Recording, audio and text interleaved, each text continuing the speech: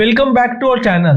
तो आज हम फिर से रिवेंज सीकर का एक न्यू एपिसोड लेके हाजिर हैं। तो इस एपिसोड की स्टार्टिंग वहीं से होती है जहां पर मिंग को टॉर्चर किया जा रहा होता है उस टॉर्चर डिवाइस से, और उस टॉर्चर डिवाइस के स्केलेटन से काफी सारे सोल निकल रहे होते हैं और मिंग के डिवाइन सी में जाने लगते हैं। और मिंग ये सब के कारण बहुत ज्यादा दर्द में था जब वो सारे सोल मिंग के बॉडी में जा रहे थे, और मिंग की हालत सच में यहाँ पे बहुत ज्यादा खराब हो चुकी होती है। और वो सारे सोल मिंग के डिवाइन सी में जाके उसको डिवाइन सी को खाने लगती है। और ये सब देख के मिंग बहुत ज्यादा परेशान हो चुकी होती है और बोलती है ये सब तो मास्टर के सोल को खा रहे हैं और मेरे पास ऐसी कोई एबिलिटी नहीं है कि मैं इन सारे सोल को रजिस्ट कर पाऊँ। फिर ये सब देखते हुए इनविंसिबल स्वॉर्ड बोलती है तुम्हारी हिम्मत कैसे हुई मास्टर के डिवाइन सोल को खाने की, ये हमारा घर है। और ये सब बोल के अपना एक टेक्निक यूज करने लगती है और फिर वो टेक्निक यूज करते बोलती है अब तुम सब मरो, और वो टेक्निक का उन सब पे यूज कर देती है सारे सोल्स पे जो उस टॉर्चर डिवाइस से मिंग के डिवाइन ओशन में आए थे।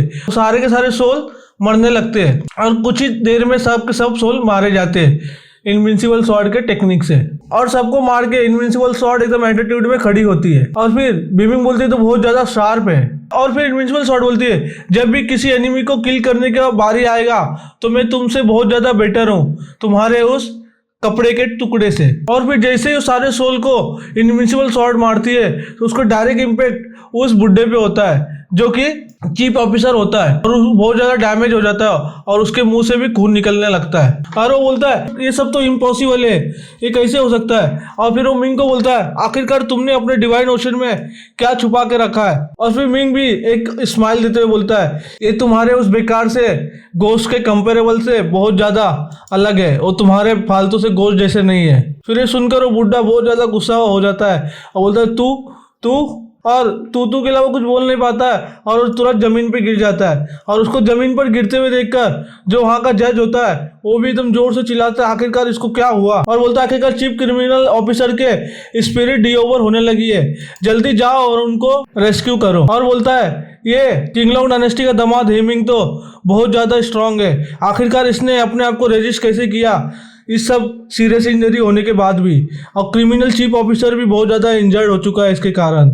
आखिरकार उसने तो उसको डेथ तक पहुंचा दिया है, अब अभी हमें क्या करना चाहिए। और वो बोलता है ये सब कुछ अभी 3 दिन के बाद एग्जीक्यूट किया जाएगा, और ये बोलकर मिंग को आपस से जेल में डाल दिया जाता है। और फिर लिटिल कैंग बाहर आ जाता है और हंसते हुए बोलता है मास्टर वो ओल्ड मैन तो बहुत ज़्यादा बेकार तरीका यूज़ कर रहा था आपको टॉर्चर करने के लिए, वो बहुत ज़्यादा बेरहम था, उसने तो ऑलमोस्ट आपको मार ही दिया था उस टॉर्चर इंस्ट्रूमेंट से। फिर बीमिंग बोलती है मास्टर आपको इनविंसिबल स्वॉर्ड को थैंक्स करना चाहिए, उसने ही आपको डिवाइन ओशन को बचाया है उन सारे स्पिरिट से। और फिर इनविंसिबल स्वॉर्ड में एकदम एटीट्यूड में बोलती है हाँ मास्टर मैं तो बहुत ज़्यादा ग्रेट हूँ। और फिर मिंग भी हंसते हुए बोलता है तुम सबका बहुत ज़्यादा थैंक्स मेरी मदद करने के लिए, और जबकि वो टॉर्चर डिवाइस मुझे सरेंडर करने पर मजबूर नहीं कर पाई तो मुझे लगता है वो जरूर अभी कुछ नेक्स्ट कदम उठाएंगे मेरे को परेशान करने के लिए और मेरे लोगों पर अटैक करने की कोशिश करेंगे। और फिर ये सुनकर लिटिल कैंग बोलता है मास्टर आपको टेंशन लेने की जरूरत नहीं है, वहाँ पे जी रूजी है सबको प्रोटेक्ट करने के लिए,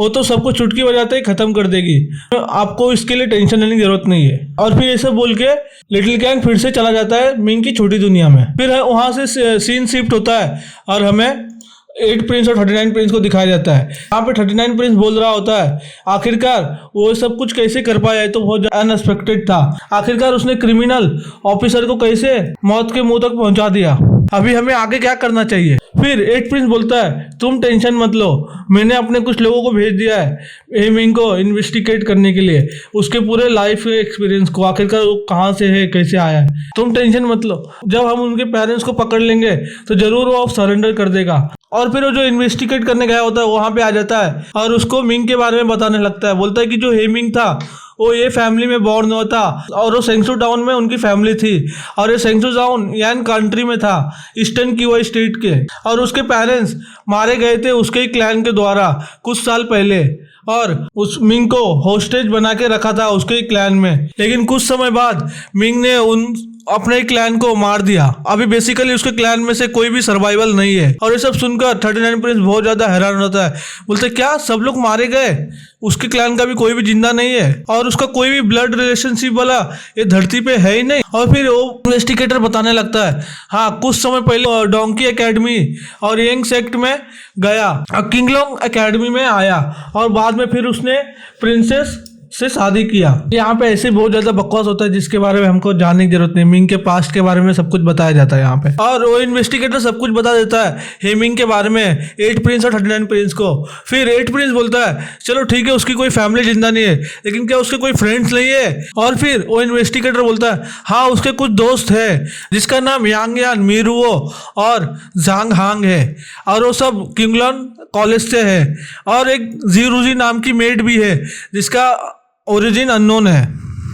और फिर ये सुनकर 39 प्रिंस बोलता है जाओ फिर जाके सबको कैप्चर कर लो और मेरे पास लेके आ जाओ। और बोलता है जो मीर वो थी उसने मुझे पास्ट में रिजेक्ट किया था और मेरे सामने झुकने से मना कर दिया था और अभी हम एमिंग का यूज करते हुए मैं उसको भी अपने तरफ ले लूंगा और उसके अपने सामने झुका लूंगा। और ये सब सुनकर वो इन्वेस्टिगेटर यस बोल के वहां से चला जाता है। और फिर हमें किंगलोंग एकेडमी का सीन दिखाया जाता है जहाँ पे मीरुओ, जांग और यांग यांग बहुत ज़्यादा सैड होके बैठे होते हैं। और फिर वहाँ पे जीरूजी आ जाती है हाथ में एक रैबिट लेकर और बोलती है चलो आज रात को हम सब मिलके बारबेक्यू करेंगे और एकदम बहुत ज़्यादा खुश होती है। और फिर उसको देखकर मीरुओ बोलती है क्या तुम अभी भी खाने के मूड में हो? तुम्हारे मास्टर अभी प्रिजन में बंद है और तुम्हें अभी भी खाना है ना कि उसको सेव करना है। और यांग यान बोलती है तुम्हें अभी अपने मास्टर की केयर करनी चाहिए। फिर ये सुनकर जीरोजी भी एकदम अपने स्टाइल में बोलती है तुम टेंशन मत लो, वो ओल्ड मैन बहुत ज़्यादा लकी था जो हमारे मास्टर के हाथों से बच गया। फिर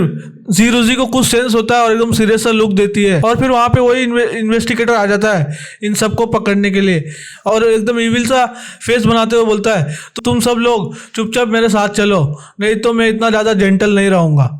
और इसी के साथ हमारा ये एपिसोड भी ख़त्म होता है।